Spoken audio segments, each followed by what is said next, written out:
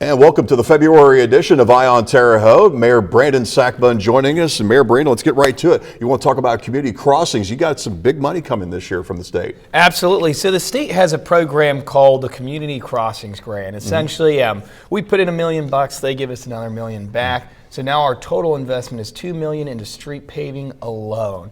And we've released a list of all the streets that we will be paving with those funds. It's available on the city's website. The engineering department also put an interactive map on Data Hub. So you can go and see which streets will be getting paved this calendar year. Obviously, as we get more funds, hopefully down the road, we'll add to that list, and we're always looking for opportunities to pave our streets and address infrastructure that way. Even more exciting news, our state legislator moved to increase that amount next year to $1.5 million. So we'll have an opportunity to put in 1.5, receive 1.5, and really increase our throughput on street paving these next couple of years. That is certainly wonderful news. Speaking of the State House, Greg Good has a bill that's kind of shaking things up at the State House. What are your thoughts on the bill of making sure that there's a trustee on the ISU Board of Trustees that's from Vigo County? Yeah, so first and foremost, I've had a great experience working with Indiana State University thus far. Really support the university. I know that they're currently going through their presidential search. I'm confident they're going to get a president who's really proactive with working within the community. That being said, I do believe that representation does matter on boards like this. And part of that representation is geographical, ensuring that we have an individual from Terre Haute Vigo County on that board. And we've had a lot of qualified individuals in the past who have served on that board from Vigo County. The members on there are qualified as well, but we've got 2 openings coming up this year, and I would hope to see someone from Vigo County on that board. Yes. All right. This morning, or actually I should say Wednesday morning, we had news about the recycling center that you're opening at the street department. Can you tell us more about that? Oh, yeah. So that's a great partnership with Republic, Vigo County Solid Waste Management, and the Terre Haute Street Department. So we're going to have a recycling bin, and we're hoping to open it on Monday. So looking to push that towards you guys this weekend. And if we do open it Monday, it'll be 8 to 4, Monday to Friday. We're just going to start there. We're doing paper and plastic, and then based off numbers, we'll bring in a bin as well for glass.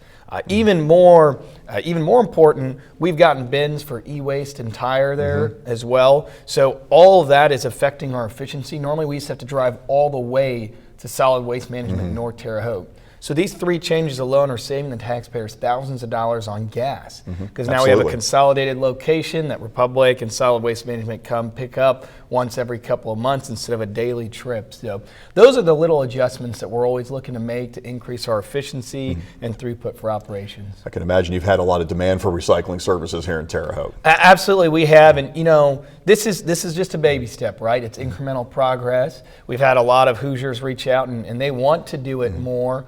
They want to do that curbside recycling. So we're going to start here. We're going to see where the program takes us. Maybe it's an expansion of ours. Maybe it's a 3rd facility, right? But it is a step forward, so we're proud of that. And then dovetailing with that, the community cleanups start up in the month of March. What can you tell us more about that? So we're going to do it in April this year. April, okay. So traditionally, the community cleanup was about 20 large dumpsters behind the old Terre Haute police station.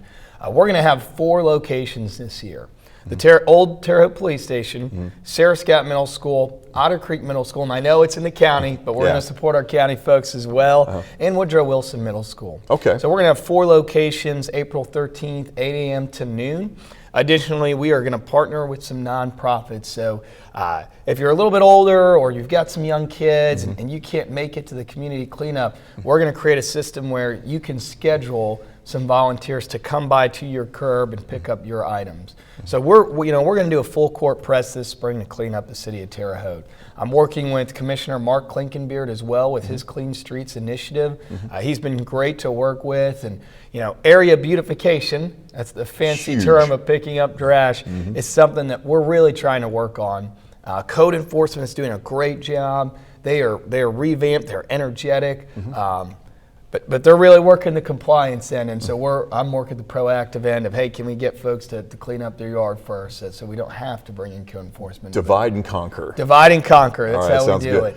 Hey, a lot of people getting out in this nice weather, and I understand that Ray Park is allowing golfers to come out. They are, yeah. So if you see those temperatures hit about 50 degrees, then yes, Ray Park will be open. And the Parks Department, they're revamping their social media, and they'll be updating when it is open. Or you can always go on the city website, pull that phone number off that, give them a call. I know this past weekend we were packed on Ray Park. We have some folks there earlier this week as well, and those are all sales that are coming earlier than we thought, so they're only helping our golf courses. Absolutely. And finally, how about downtown? They've been rocking with the Sycamores Man. on their little winning streak this season. It's been awesome. It's been great. I was so pumped. We partnered with Indiana State University, hosted Rally at the Valley, multiple radio shows there, IC pregame radio shows there, family-friendly activities, a beer garden as well. And downtown was packed. I called 4 or 5 business owners on Sunday, and some of the sales were approaching numbers that we only see on homecoming. That's wonderful. So it's great for the community. We are pushing for a very large investment into downtown Terre Haute. The state gave us funds specifically for a downtown project, and we're looking to match some of those funds with ARPA dollars and hopefully bring some more hotels, some more retail, and even skywalks to Terre Haute, Indiana, pedestrian skywalks. I mean, people see that, they think of Indy, but we're doing it here in Terre Haute. Wonderful. Mayor Brandon, thank you so much for joining us. Thank you. And if you need more information on the city of Terre Haute, just check out the city's revamped website, terrehaute.in.gov.